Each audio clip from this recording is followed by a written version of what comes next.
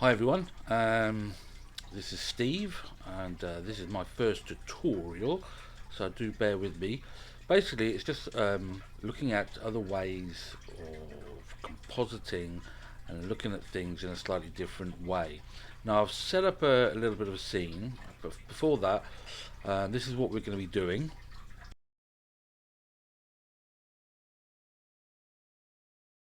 Okay, so when you want to composite something, I've basically brought in a background file, which I've just resized, and a footage from production crate of the zombie. And when you look at it, as you can see, nothing matches whatsoever. You can look at her and you can see that she's too dark, the colours are wrong, but sometimes we don't always know exactly where to start. So, as I say, I've set up the scene, and I've got above here two solids, just red solids. One is set to hue, one is set to luminosity, which will become apparent for the reasons why in a moment. Right, so that's the scene. So first off, what I like to do is we need to see, does it look right in black and white? So, but first I'm going to just put a camera lens blur just on the background so we can isolate it a little bit more. And I've got a tint effect here, which I've turned to black and white. And I'm going to our footage and I'm going to turn the tint layer that I've put there as well. Now when you look at it, you can see straight away she's too dark. So I go to add the curves layer, and basically I just want to just start bringing it up, just so she starts to look, I'll turn it on, it would help, just so she starts to look like she fits the scene.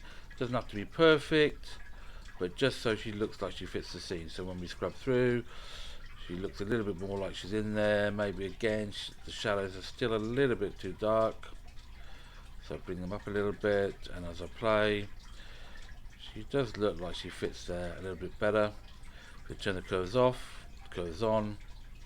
Okay, so that's the first step, how light or dark something is. So it's all about isolating it. Now this technique using the hue and luminosity layers I learned from Flern, I think it was, when I used to do a lot of Photoshop. I just wanted to share this as another way of looking at color correction.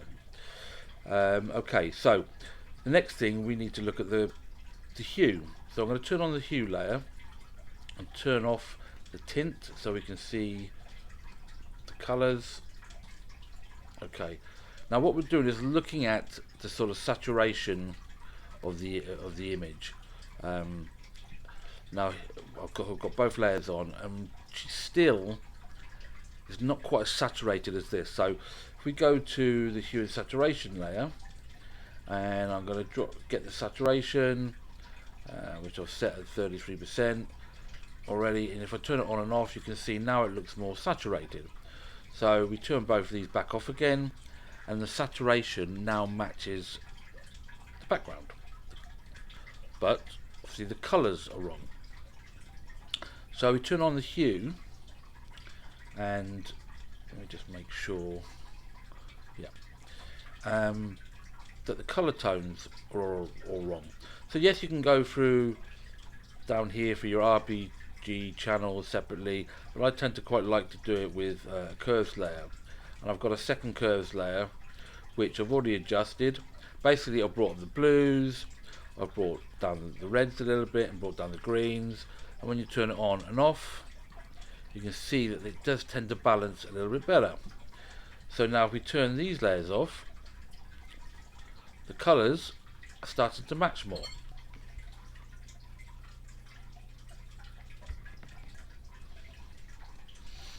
Okay, so that done, we can see now that the colours and everything do blend together better. However, obviously the picture's way oversaturated. So we don't need these two layers anymore. We'll delete those. And I'm going to add an adjustment layer, new adjustment layer, and I'm going to add a tint effect. And I'm just going to bring it down to what I feel I like the saturation of 45. Just going to do a RAM preview again, and now you can see everything tends to tie in a little bit better with the colours. Now that's the first step. The second step I like to do sometimes, what I used to do with images, is we can see that the light's coming from this side, and I like to sometimes just add a little bit of haze around this edge. So what I tend to do for that is I'll do a layer, new solid, and I keep the solid white, and I'm going to just call it haze. Okay, and in here I'm just going to turn it off for a second. I'm going to get the ellipse tool, where we are there, ellipse tool, and I'm just going to drag it over just this part of the image. I'm going to turn this back on, and we've got a white. Now, I do like to obviously add to here some effect, some noise and grain. So go to noise and grain, noise, and just bring the noise values up a little bit, not too much. Then add a fast box blur, maybe repeat edge pixels, or maybe just 1 pixel, and then we go to the feathering, and we feather it out a hell of a lot. Okay. Then I like to go to the opacity and turn the opacity right down and turn it to screen. I'm just going to turn off the mask for a second. Right. Then I like to bring up, just look at the screen, just bringing up a little bit of that haze, which sometimes just ties it in just a little bit with the image. Maybe it's a tad too much there.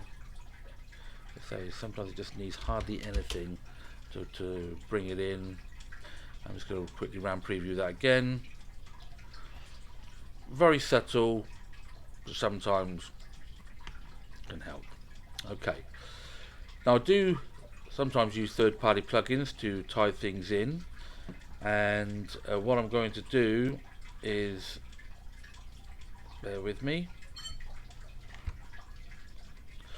Okay, so to carry on with things, I'm going to pre-compose these first 3 layers, the adjustment layer, the haze and the footage. Pre-compose, and I'll just call it footage. And now I'm going to take these 2 layers into, as I say, a third-party plugin by Red Giant, which is SuperComp. Some of you may be familiar with it, some of you may not. This again is just another level of checking your color correction. Just let it get loaded up. Okay, so the first thing, I'm going to keep things mainly to default. I will put a color correction on there just to match black levels, which will be too bright. Okay, and so you just drop that down maybe a little bit more. Turn it on and off just to match the black levels a little bit more. Then again, I'm going to add just an edge blend, leaving the radius at default. A light wrap, again leaving that at default, and a reverse light wrap, so you get some of the color from your background image over the top of your main image. Okay, and I'm just going to close that. Again, a quick RAM preview. Again, things are tying a little bit better. Again, it's a little bit still oversaturated, but we will deal with that in a minute. Okay, so I'm now just going to pre-compose everything.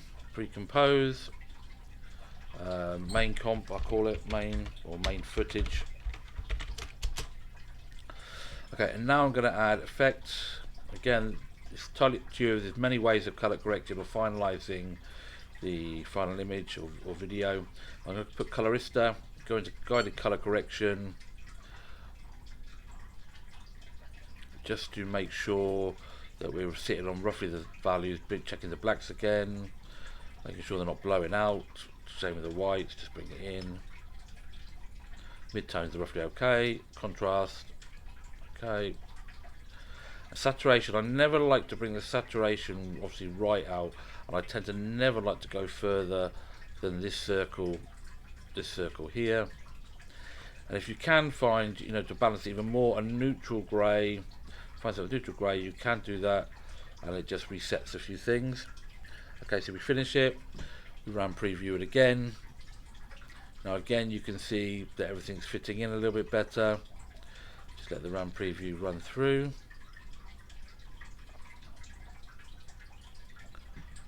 And obviously you could do it the other way around if you wanted your, say like zombie, to match, or the background you want it to be kept as the same, you could do it in reverse by using the same sort of method. Okay, so that's going through. Just let it get to the end. Okay. Then a few final tips that I like to do on most of my images. Again, new adjustment layer, and I'm going to do an effect. I'm going to go magic bullet again. I'm going to use a bit of renoiser. I often like to use the more than 35mm monochromatic grain. I don't tend to sharpen from in here, but that just, when you go up, it just tends to get the grain of the image to match, sort of tie in together, which is great when you're sometimes using CGI with movie footage. The digital version obviously tends to have no noise in it, so this helps to tie things together again. Another thing I like to do, layer, new adjustment layer again, and I do like to add a bit of blur and sharpen. Again, choose whichever sort of, sharpen. So, and I never like to keep everything to 100% because I think it always overdoes it. So I'm just going to go to the opacity, bring it right down to 0. Look at the image and see where I want it to come up to. A bit too much. Maybe 37 is okay.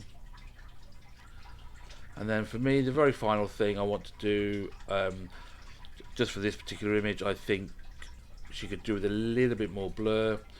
Again, you've got vector blurs, whatever. Again, I like to use real smart motion blur. I tend to find it's really, really cool, very quick, very good. Turn it to GPU. Turn it to GPU. Leaving it at default. Last playthrough.